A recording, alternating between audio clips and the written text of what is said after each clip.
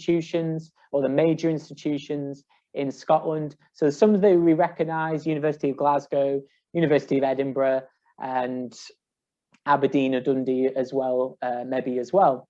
But there may be ones that you're unsure of, such as Abertay and Heriot Wotton, where they're placed. And things like places like the SRUC and the University of Highlands and Islands focus more on agricultural courses, so like animal welfare. You can do golf management, but they are placed all around Scotland in more rural areas as well. But they are fantastic if you are interested in those type of courses. I will be doing a map a bit later on and showing you located where these universities are as well. But there are also specialist institutions, so such as the Glasgow School of Art, so focusing on becoming an artist or a performer, or the Royal Conservatoire, which is for music-based specialists. So if you want to become part of an opera, part of a band, become a professional musician, you can also look into them as well. So the Royal Conservatoire is also based in Glasgow. So we will go through where these locations are a bit later on. So how are Scottish universities different? So here are the facts. Scottish university courses are typically 4 years. So around 95% of Scottish university courses can be 4 years. This is because the education system is a bit different in Scotland, and some students can opt to go into university when they are 17. So that adds an extra year onto their learning. But that extra year, or that first year, is a very broad year. So let's say you're doing business, for example, and you really start to enjoy the marketing side or marketing modules in your first year. You can actually go from a business only degree and jump onto a business and marketing degree at the end of your first year, if you feel like you're more interested in that and something you want to specialize in. So as long as it's in your subject area, you can actually jump to other courses if you feel like you have more of an interest in them. So it gives you a lot more opportunity to explore and see what your interests are. All Scottish universities offer advanced entry onto their courses. So I've mentioned this once before, but I will go into more detail a bit further on and see what that means for you. Your loan will only be applicable for 3 years, and some course fees are variable. So at UWS, for example, if you are doing a 4-year degree, your fees are capped at 3 years. So you don't have to pay for that extra, well, student finance doesn't have to pay for that extra year. This is not at every Scottish university, so do have a check on the website. Also, depending on what course you're doing, some universities offer lower fees as well. First year typically have lower grade boundaries than other universities outside of Scotland. So as I mentioned, it is a broad first year, but also it has lower grade boundaries than many other universities in England, Wales, or Northern Ireland. So I would see this more as a foundation year. You will get to other universities, but a lot more flexibility within that year. And if you maybe don't get the grades that you are expecting, but you can still get onto a first year of a Scottish university course, I would recommend it, because again, having that extra year will give you a lot more opportunities as well. And I'll go over those opportunities very shortly. Also, Scottish university have fantastic graduate prospects. So graduates from Scottish universities have the highest rate of positive destinations, so 93%. So that's all the Scottish universities average into one. So that's actually 1% higher than the UK national average. 84% of employers say that graduates from Scottish universities are well prepared or very well prepared for work. And this is because Scottish universities have really close links with industry, and we are there to make sure you have some sort of work experience before you go out into the big wide world as a graduate. Also, for the graduate employment, do have a look on the individual Scottish university websites, as different universities have different graduate employments, and you can see the particular course and how many people are either in further study or in work 6 months after graduating. That's usually the metric that they use to measure it on. So what could you do with that extra year at university? So instead, you do a 4-year course. So what could you do with that extra year to really help enhance your employability and really broaden your horizons? Well, I will tell you. So do an internship or work placement. So majority of Scottish courses offer a placement year, which is usually an extra year on top of your degree, but you work for someone in your field. So it'll be a company, it could be in Scotland, it could be where you live right now, it could be internationally, but we're there to make sure that if you want to do a placement year and undergo that full year of working in your field, you can do that as well. And majority, 99% of these placements are fully paid, and you could get a job at the end of it. So my brother did a year working in industry, got a job offer at the end, and then after he graduated, he works for that company right now. So an internship's a bit different. It's usually unpaid, but a lot shorter term, and they usually will pay your travel cost if you do need to travel, but also you don't need to do a full year. So I did business and marketing, and I did 3 individual placements throughout my university life. So I did one in summer for a conference and events venue hire. So I was marketing their conference rooms to different companies. I worked for a toy wholesaler, which was very, very cool, very different anyway. So I was basically finding information about new toys, and then also marketing those toys to the suppliers who we were giving them to. Also, I worked at a printing company where I did a lot of email marketing. So I had 3 vastly different industries to try, and that gave me some really good ammo to use when I was at an interview. So the main thing to do is stand out from other graduates. So you can go into an interview for your dream job, for a graduate placement, for whatever interview you're going for. You can say, I've got a fantastic degree from a Scottish university, but also I've got work placement. I've worked in this industry for a whole year. I understand this, I understand that. And then you're going to stand out from loads of other people who have just done their degree and have done nothing else at all. So very important to get involved in enhancing your employability. Study abroad option. So usually there's an option to study abroad for up to a year. So you can do a semester, but majority of people do go for the full year. So you experience a different culture, a different way of teaching, and work on your language skills. So a lot of Scottish universities do offer modern language as their degree, but a lot of universities don't offer that. But at UWS, for example, you can actually learn a language alongside your degree as well. So the way that study abroad works is that universities will have partner universities with other countries around the world, and essentially if your partner university has the course and teaches it a similar way in terms of getting the credits and getting topping up your degree or for that year, you can actually go to that university at little cost to you. Obviously there's a different way of kind of doing it at the moment, but do get in touch with the university and they'll give you a lot more information, a lot more accurate information about studying abroad. But studies show that graduates are more employable after studying abroad, and this is because they're more confident of moving to a different place, maybe learning a different language, knowing the culture. So businesses are internationally focused, so maybe you have to do a work trip there, maybe there's an international role which you're looking at, and because you have that experience, it gives you that really good ammo to use when you're in an interview on top of your work experience as well. Enhance your skills. So you can develop more knowledge of your subject, and you can either specialize in a specific area. So I'll give you an example of what I mean by that. So again, using my example of business and marketing, I actually specialized in digital marketing. So there's compulsory modules which you have to do, which are the ones which you have to study, have to do the assignments for to pass the course. But also there's optional modules, which are the ones you are able to choose. So I chose all the digital marketing related ones. So I did like e-marketing, I did digital marketing and online advertising, things like that. And then after that, I actually specialized my dissertation, which is a word you'll know a lot more when you're actually at university, which is a big research project which you do. And I specialized that around a digital marketing issue. And then my first job I actually went to was a digital marketing role, and I actually used that example as well. So if you have a job in mind or a job you're thinking of doing after you graduate, have a look at the job description and see if there is the modules which can match up to that job description, so you can actually specialize in a specific area in your field. So you can utilize student support service to enhance your employability and study skills. So use these services, and I know people who've gone through university have not even heard of their careers team, their study skills team, and these services are free to use. They're there for when you are at university, but also after you graduate. So the careers team will help you there, getting the work placements, the internships. They're also there to help with your CV, utilize mock interviews to make sure you're confident when you're going for an interview.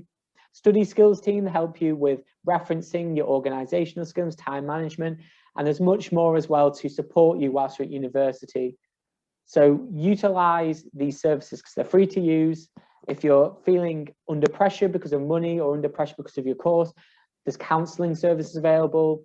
There's money advice service available at these services. So please utilize them because, again, you want to stand out from other graduates. So utilizing these services will make you stand out. Another year to get involved with student activities, which can help enhance your CV.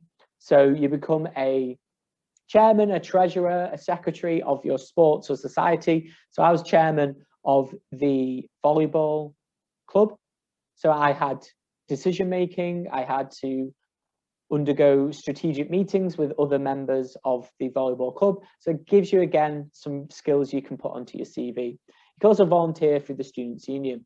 But the best thing is you can maybe do all three in them 4 years because you have that extra year, you have more time to specialise, to know knowledge of your degree, undergo a work placement or an internship, and do a study abroad opportunity. I've known people who've done all three in their 4 years, and having that extra year does give you more flexibility in terms of achieving that and then becoming a well-rounded graduate.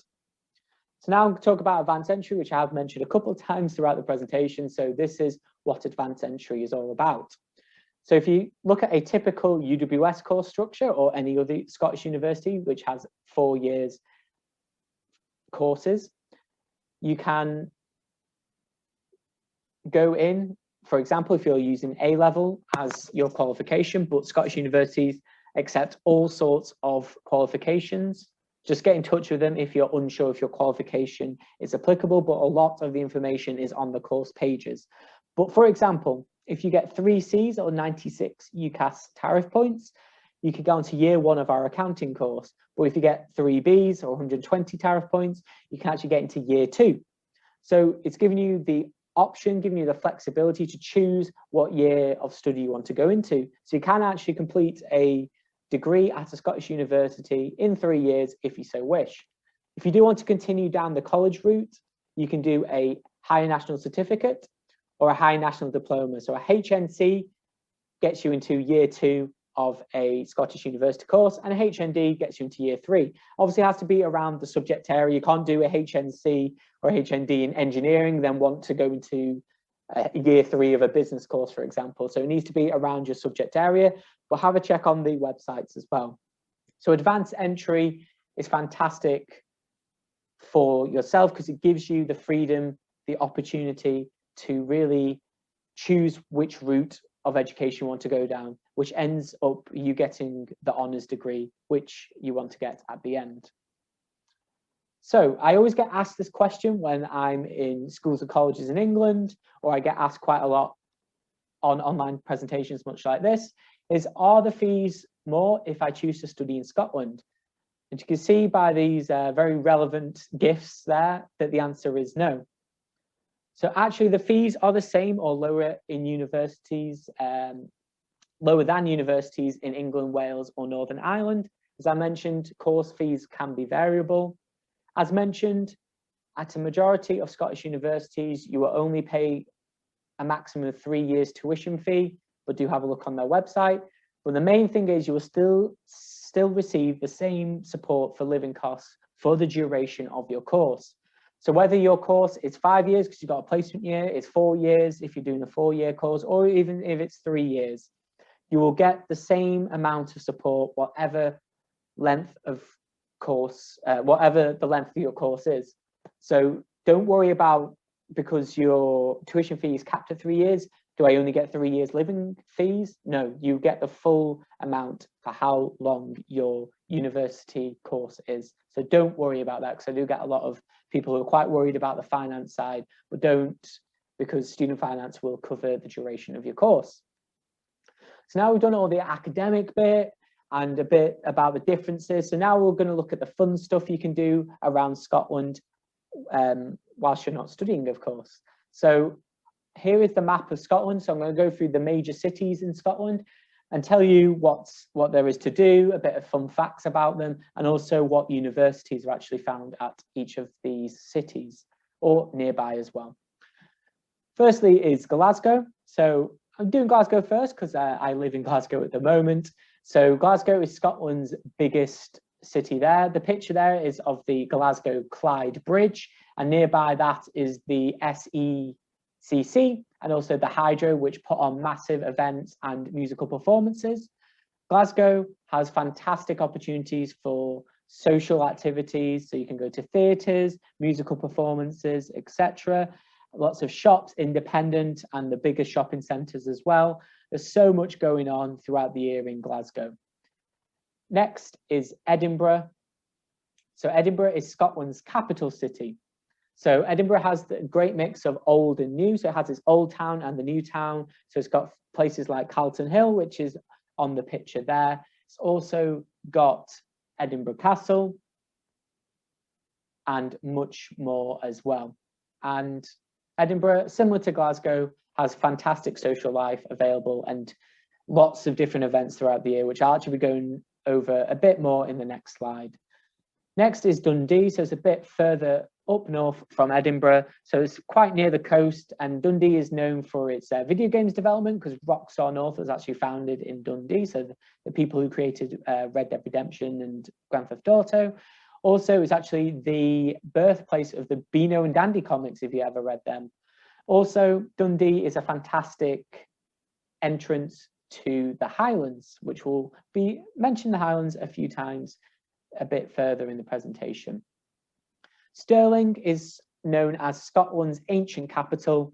It's got lots of different landmarks such as the Stirling Castle and also the William Wallace Memorial. So hopefully you've heard of William Wallace, the 13th century Scottish hero, or if you're not, try and watch a film called Braveheart. You might have a bit more of an idea of what William Wallace is about. So Stirling has a very small population, but around 20% of that population is students.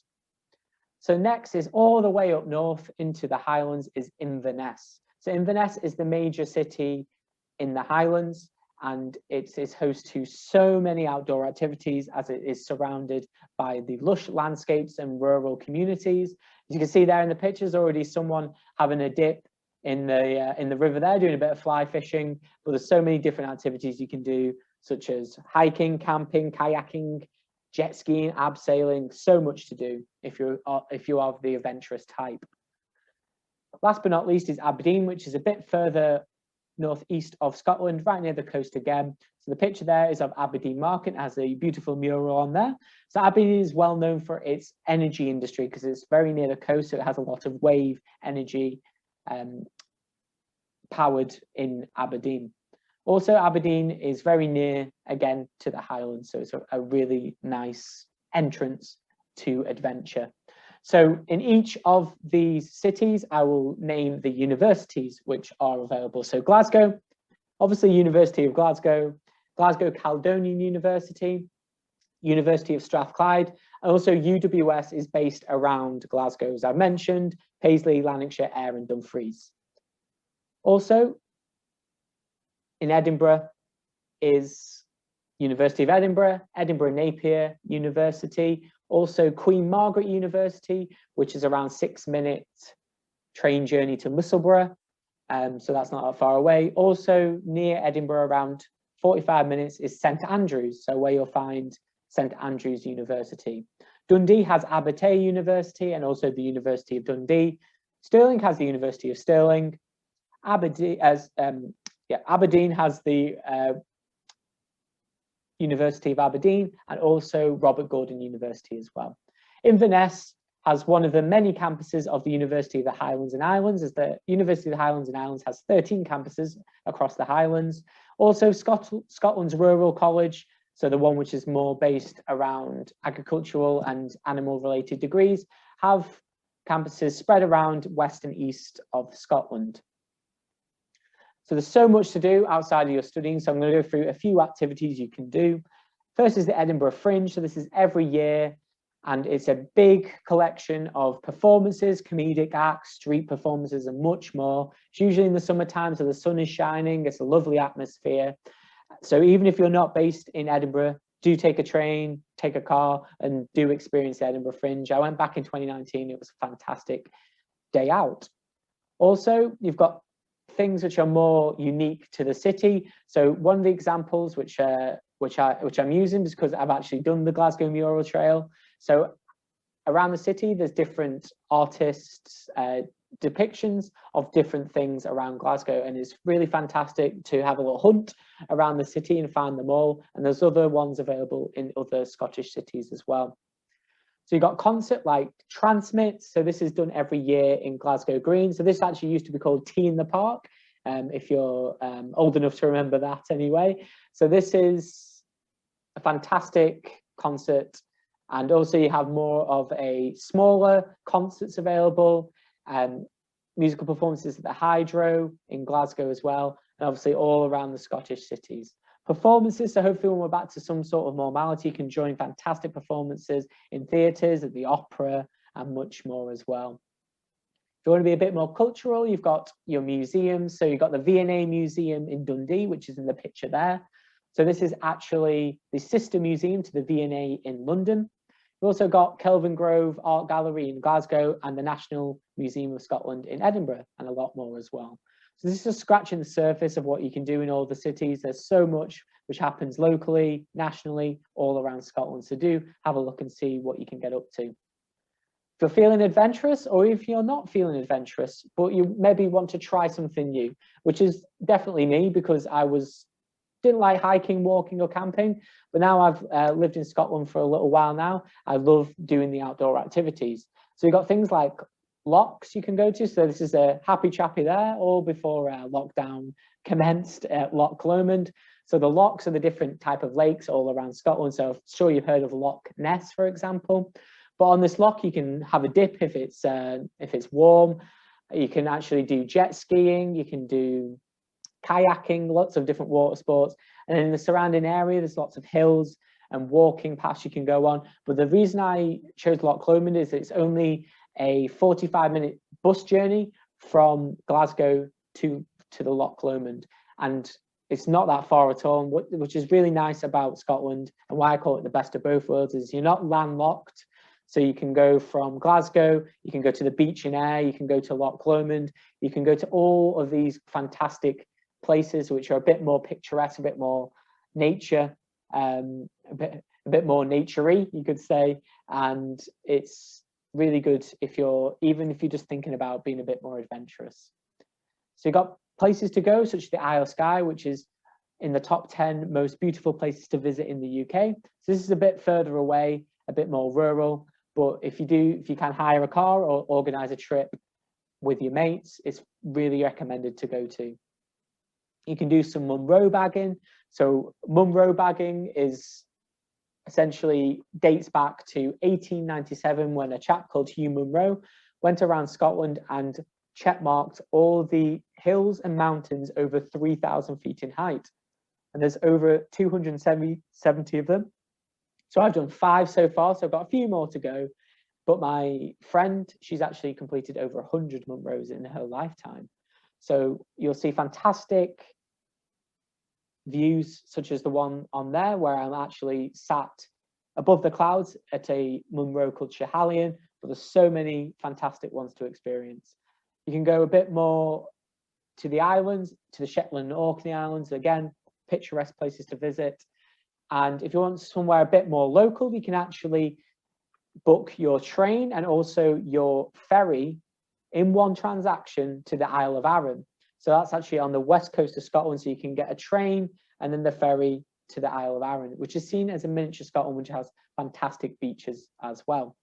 So again, just scratching the surface of what's available to do in Scotland for you outdoorsy types, or even if you're not outdoorsy, do give it a try, because I did, and I'm in love with it now. So definitely recommend to do all these activities either in the cities or outside the cities whilst you're excuse me, whilst you're not studying at in the library or wherever. So a few things unique to Scotland. So to wrap things up, I'm just going to name a few things which you can only experience if you come to Scotland. So a ceilidh is a Gaelic dance which is usually done at celebrations such as weddings and parties or birthdays. So I actually went to one back in 2015, I was terrible at it, but it's really fun experience. And I haven't got to wear a kilt yet, but I'm sure I will at some point whilst I'm up in Scotland. But it's really fun to get involved in. And fun fact, the Ceilidh is actually taught at Scottish high schools. Next is the Highland Games. So if you want something a bit wild, a bit out there, you can go to the Highland Games. So this guy here has a big caber, which is a huge 10, 11-foot log, and he has to throw that and see how far it goes. You've got things like the sheaf toss, which is bales of hay, and see how far they can throw, and also the Scottish hammer throw, many more weird and wonderful events. So we want something very uniquely Scottish, I do recommend going to the Highland Games. So we've got a nice close-up of a deep-fried Scottish Mars bar. So Scottish food varies in terms of what you can have. You know that the Scots do love some of their food deep-fried. You can actually get something called a pizza crunch, which is a deep-fried pizza. I have tried it. It's very salty, so it's not for the faint of heart.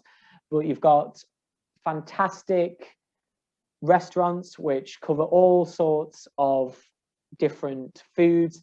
Fish is some of the best you'll ever taste because all the fisheries around. Meat, vegetarian, vegan, all the way throughout Scotland. There's some fantastic places to eat. And you've got really unique dishes as well, such as the Scottish breakfast, where you have square sausages, tatty scones. You've got haggis, which is actually really, really nice. It doesn't look that appealing, but it's actually really, really tasty. So lots of things to experience culinary-wise if you come to Scotland. Lastly is Hogmanay, which is the last day of the year, so New Year's Eve. So alongside the big celebrations, you usually get the fireworks, etc. You actually have a lot of traditional activities, depending on where you are in Scotland. So one activity is called first footing, which is where you go into someone's house for the first time in the new year, and usually have to bring some stuff along with you. So a shot of whiskey, or a glass of whiskey even, a lump of coal, and also a shortbread as well. So that's actually like a really old tradition, and people still do it to this day, but depending on where you are, the celebrations are a lot different. So here are just a few unique things which you'll only experience if you come to Scotland. So to conclude, studying in Scotland provides you with a high quality teaching with fantastic graduate prospects, the option of the extra year at university, which provides you with the opportunity to study abroad and enhance your employability. You are still supported with your tuition fees and living costs, even if the course is more than 4 years or 3 years even. The best of both worlds, so vibrant cities and picturesque landscapes all on your doorstep, which we've gone through in depth as well. So thank you very much for listening. If you have any questions at all, there's an email available there. So any questions about UWS, but also about studying in Scotland, we actually have a generic email, which is my background at the moment. So if you do have any specific course questions which you need to know about, get in touch with ask@uws.ac.uk. Use the QR code if you want to make your own personalized digital prospectus. So you can actually choose the courses you're interested in, and it creates a prospectus which is based around your interests. Also, do follow us on our social media channels, and especially our YouTube, because we have lots of video content on there about our campuses, our courses, also about helping with your personal statement, and also student finance and much more as well. So I hope you enjoyed it, and I hope to see you at Scottish University or UWS very, very soon.